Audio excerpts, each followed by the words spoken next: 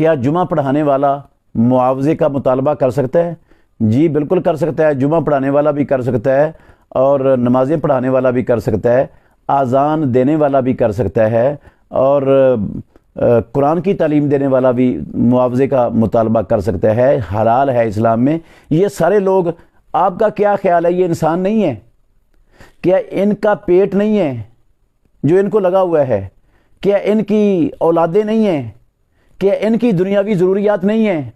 وہ ایک کام کے لیے اپنی زندگی کو انہوں نے وقف کیا ہوا ہے، وہ اور کام نہیں کر سکتے، نہیں جا سکتے دور، تو وہ جو اللہ نے ان کو پیٹ لگایا اس پیٹ کو وہ کہاں سے بھریں گے، کہاں سے کھائیں گے، اپنے بچوں کو کہاں سے کھلائیں گے؟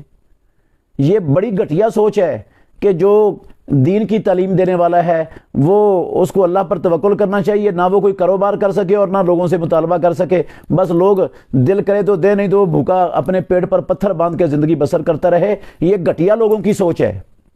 ایک مسلمان کو جس طرح وہ اپنے بچوں کا، اپنے گھر کا، اپنی ضروریات کا خیال رکھتا ہے، ایک دین کی خدمت کرنے والا، دین کا کام کرنے والا، اس کو ایسے ہی اس کی ضروریات کا بھی خیال رکھنا چاہیے، اور اس کو حقیر یا کمتر یا ملازم اپنا سمجھ کر اس کے ساتھ رویہ اور معاملہ کرنا یہ نہایت غلط ہے۔ مسلمانوں کو اس میں اپنی اصلاح کرنی چاہیے۔